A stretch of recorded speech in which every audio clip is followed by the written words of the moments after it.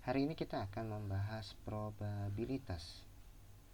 Probabilitas adalah pintu jembatan bagi kita untuk memahami statistik inferensial, sehingga sangat penting bagi kita untuk memahami, mengenali konsep-konsep probabilitas yang sangat kita perlukan untuk memahami statistik inferensial. Baik, kita akan memahami secara step by step konsep-konsep yang terkait dengan probabilitas, sampling, serta distribusi. Yang pertama adalah kita perlu memahami apa konsep dasar dari probabilitas. Secara sederhana, yang kita maksudkan dengan probabilitas adalah mengukur kemungkinan sesuatu terjadi. Karena kita fokus kepada riset, maka probabilitas dapat diartikan berapa kemungkinan bahwa hasil yang kita dapatkan itu benar-benar terjadi, bukan sekedar kebetulan. Contoh yang paling mungkin mendasar tentang probabilitas adalah lemparan koin, di mana koin itu biasanya terdiri ada sisi gambar dan ada sisi angka. Nah, kalau saya lempar koin itu dan dia akan jatuh, maka yang sisi mana yang akan punya kemungkinan untuk muncul? Misalnya kalau saya lempar angka, saya berharap bahwa yang muncul adalah gambar. Berapa besar kemungkinan gambar itu atau angka itu yang muncul, begitu. Nah, kemungkinan di dalam statistik akan selalu digambarkan atau dinyatakan dalam bentuk desimal, dalam bentuk persentase, atau dalam bentuk pecahan. Sama-sama menggambarkan hal-hal yang sama, namun dalam pernyataan yang berbeda. Misal saja, saya berharap gambar untuk muncul dalam lemparan, berapa angka desimal kemungkinannya, yakni angkanya adalah 0,5. Kalau dibahasakan, dinyatakan dalam persentase, kemungkinan munculnya gambar adalah 50%, 50-50. Dia bisa muncul gambar dan dia bisa muncul angka. Berarti kemungkinan munculnya seimbang, setara 50%.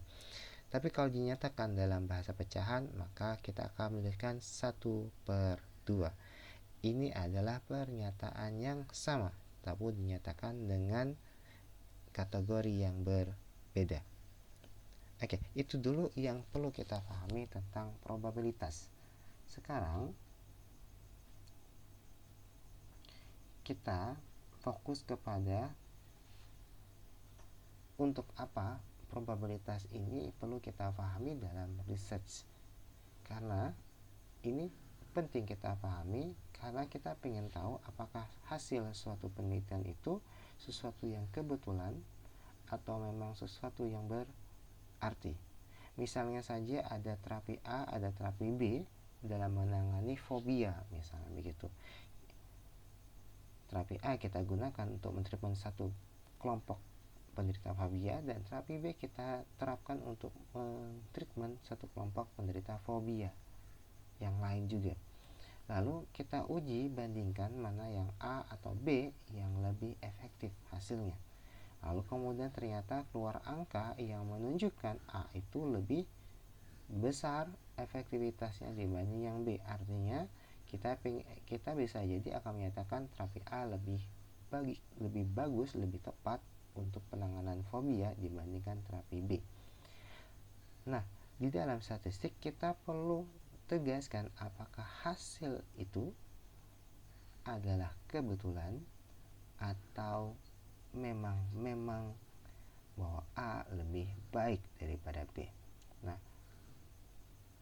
disitulah probabilitas bermain, karena nanti kita akan ketemu yang disebut sebagai angka nilai Pi.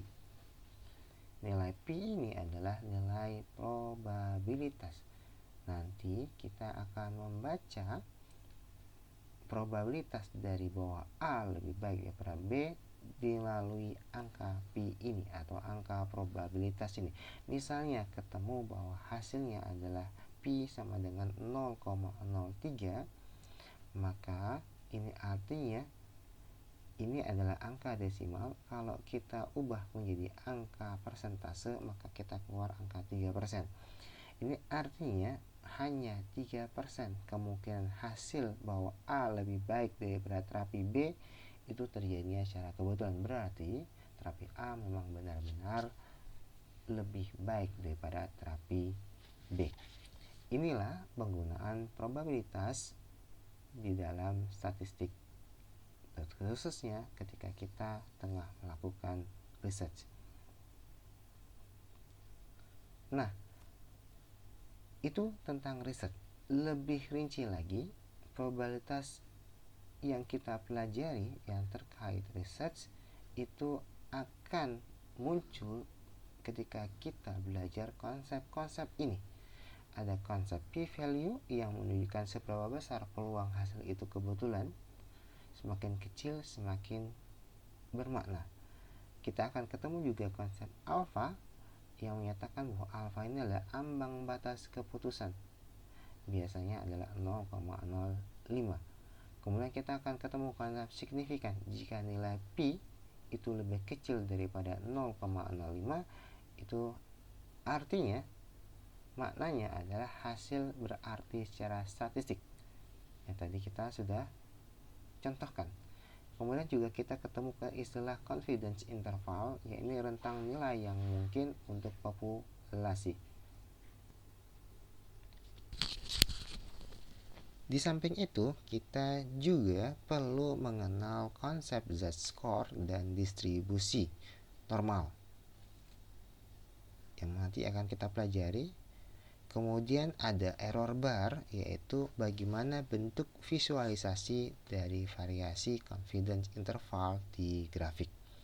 Baik, kita sekarang akan masuk pada konsep standar normal distribusi. Kita sudah belajar di sebelum pertemuan ini tentang konsep distribusi normal, yaitu di mana kalau suatu data, sebaran data itu kita buat gambar kurvanya, maka dia disebut berdistribusi normal ketika bentuk kurvanya seperti lonceng. Itu disebut sebagai distribusi normal. Ini adalah sesuatu yang paling umum. Ciri-cirinya dia simetris, kemudian mean-nya kurang lebih akan sama dengan median dan kurang lebih akan sama dengan modus. Artinya bisa betul-betul sama atau hanya bergeser sedikit tapi kurang lebih sama. Kemudian sebagian besar data berada di dekat nilai tengah, begitu. Ini sudah kita pelajari sebelumnya. Nah, ada yang tingkat lanjut dari distribusi normal. Dari distribusi normal ini yang saya tebalkan, ya, dia berubah menjadi standar normal distribusi. Nah, kita perlu memahami dua konsep ini karena ini sangat berkaitan dengan probabilitas.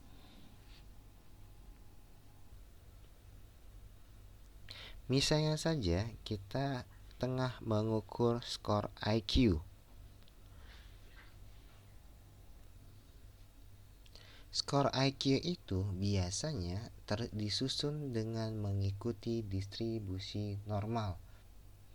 Jadi kalau kita cari min-nya, maka akan ketemu bahwa kebanyakan orang itu IQ-nya adalah 100. Ketika tes IQ disusun dengan distribusi normal, maka kita akan bisa membandingkan skor individu dengan populasinya, dan kita juga bisa menggunakan berbagai rumus statistik untuk menarik kesimpulan. Nah, ini adalah distribusi normal dari IQ. Selanjutnya, distribusi normal itu bisa kita lanjutkan dengan standar normal distribusi. Apa perbedaannya? Perbedaannya adalah antara distribusi normal dengan standar normal distribusi adalah distribusi standar itu punya rata-rata min sama dengan 0, dan sedangkan standar deviasinya adalah 1. Nah, ini adalah penggaris yang kita gunakan yang bisa kita sepakati bersama-sama di seluruh dunia. Kalau kita punya distribusi normal tertentu, misalnya angka kecemasan ini, di Indonesia distribusi normalnya berbeda. Bahkan kalau kita uji di populasi lain, maka juga angka-angka rata-rata dan standar deviasinya juga berbeda. Agar bisa kita bahasakan dengan secara standar, maka kita perlu mengubah distribusi normal itu menjadi standar normal distribusi dengan rata-rata 0 dan standar deviasi 1.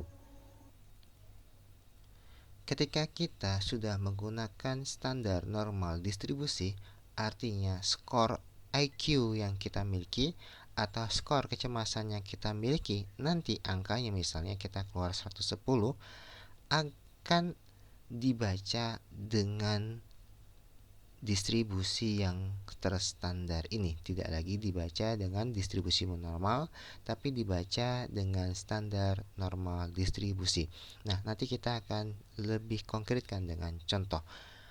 Jembatan, agar kita bisa mengubah angka-angka yang kita miliki dari distribusi normal menjadi standar normal distribusi, maka kita harus melalui satu media yang disebut sebagai Z-score. Z-score ini adalah cara menyatakan seberapa jauh skor seseorang dari rata-rata dalam satuan standar deviasi. Dengan kata lain, Z-score itu mengukur seberapa jauh nilai kamu dari rata-rata. Rumusnya adalah Z-score itu sama dengan nilai X yang kita miliki dikurangi rata-ratanya atau minnya, kemudian dibagi dengan standar deviasinya. Misalnya saja, kita masih mengambil contoh tes IQ. Kita keluar tes IQ dari seseorang bernama Laila, ya ini skor IQ-nya adalah 115. Kemudian di distribusi normalnya kita ketemu bahwa min atau rata-ratanya adalah 100 dan standar deviasinya adalah 15. Nah, kita butuh 3 angka ini untuk bisa mencari Z-score-nya, karena rumusnya kita butuh nilai X-nya, yaitu nilai 115-nya, kita butuh nilai min-nya, yaitu 100-nya, dan kita butuh standar deviasinya, yaitu 15. Sehingga kita bisa hitung akan keluar bahwa rata-rata IQ 100 dengan SD 15, maka ketemu angkanya adalah 1. Setelah kita masukkan dalam rumus, angkanya 1. Nah, angka 1 ini adalah angka yang kita baca dalam standar normal distribusi. Ya, ini nilainya adalah 1. Berarti nilainya Laila 115 ini itu adalah berada di area 1 SD di atas rata-rata.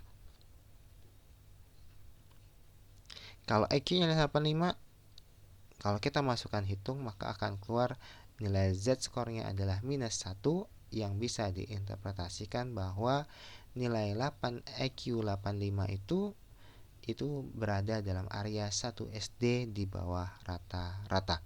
Gunanya apa? Gunanya adalah ada dua. Satu, kita bisa menentukan posisi seseorang dalam distribusi. Misalnya IQ-mu adalah 84 teratas. Yang kedua, kita bisa bandingkan dua hal yang beda skalanya. Misalnya IQ tadi kita bandingkan dengan kecemasan. Nah, kita bisa membandingkannya apple to apple kalau semua nilainya dari nilai IQ atau skor kecemasan ini kita konversi menjadi standar normal distribusi melalui Z-score. Tadi kita jelaskan bahwa kita bisa membandingkan posisi seorang dalam distribusi. Nah, ini adalah contohnya. Kita bisa tahu posisi skor seorang di persentil keberapa. Ingat, probabilitas bisa dibaca dengan pernyataan persentil, persentase, ya. Misalnya, apakah kemudian saya di atas rata-rata atau seberapa jauh saya dari nilai kebanyakan. Nah, tadi kita bahas IQ 115 dengan rata-rata 100 dan standar deviasi 15. Pertanyaannya, angka 115 ini berada dalam persentil keberapa? Gitu ya. Maka langkah-langkahnya adalah kita harus hitung z-score-nya keluar tadi yang kita nyatakan dalam 1, begitu. Dan yang kedua, kita akan mencari nilai z1 itu di tabel z. Nanti hasilnya adalah 0,4. Seperti apa tabel z? Berikut adalah tabel Z. Ini adalah tabel positif Z-score table. Tadi kita ketemu Z-nya adalah 1. Hanya satu saja, tidak ada angka kelanjutannya ya. Maka kita cari Z1 dengan 0 di sini, maka kita ketemu adalah 0,84134 ya. Ini adalah angka dari IQ 115 tadi. Dia berada di area Z-score dengan persentase 84%. Ini ya di sini ya. Mari kita kembali lagi ke atas. Nah, tadi hasilnya adalah 0,413 gitu ya. Ini artinya IQ 115 ini lebih tinggi dari 84,13% orang. Artinya nilai IQ 115 ini berada di persentil ke-84. Jadi kalau ikutin tes, kamu ungguli sekitar 84% peserta lainnya. Itu adalah fungsi pertama dari standar normal distribusi yang kita cari angkanya melalui z-score. Yang kedua adalah kita bisa membandingkan dua hal yang skalanya berbeda. Kita bisa bandingkan tes IQ dengan tes stres atau tes depresi. Nah, tentu saja angka-angka yang dimunculkan dalam setiap tes ini berbeda-beda.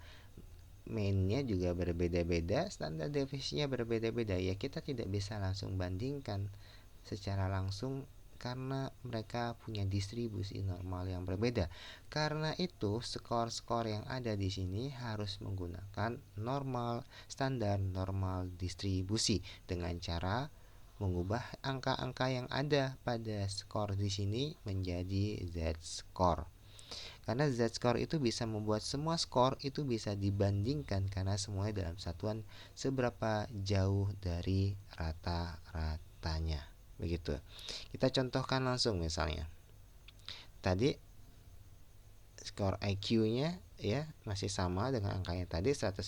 Sekarang kita punya skor kecemasan 38 dengan rata-rata 30, standar deviasinya 5. Jadi kita pengen tahu mana yang lebih ekstrem. Ya, kita ubah dulu kedua-duanya menjadi skor. Yang tadi ini hasilnya adalah 1 ya. Kemudian kecemasan hasilnya adalah 1,6.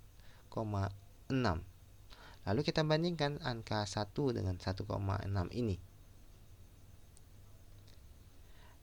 Z-score IQ sama dengan 1 standar deviasi, artinya kamu 1 SD di atas rata-rata.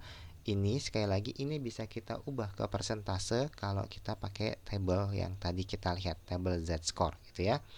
Kemudian skor Z kecemasannya itu adalah 1,6. Itu artinya kamu 1,6 SD di atas rata-rata. Maka skor kecemasanmu lebih ekstrim dibandingkan IQ-mu. Begitu ya. Nah, untuk tabel Z-score kita bisa lihat misalnya di sini ya, ztable.net ini begitu ya. Yang perlu kita perhatikan adalah z-score ini adalah cara menyatakan satu posisi nilai terhadap min dalam satuan standar deviasi ya. Nanti ada level yang lebih lanjut dari z-score ini, tapi untuk saat ini kita belum bahas. Nah, ini adalah materi yang kita bahas pada kesempatan kali ini. Untuk selanjutnya nanti akan kita lanjutkan bagaimana menerapkan probabilitas ini ke dalam research.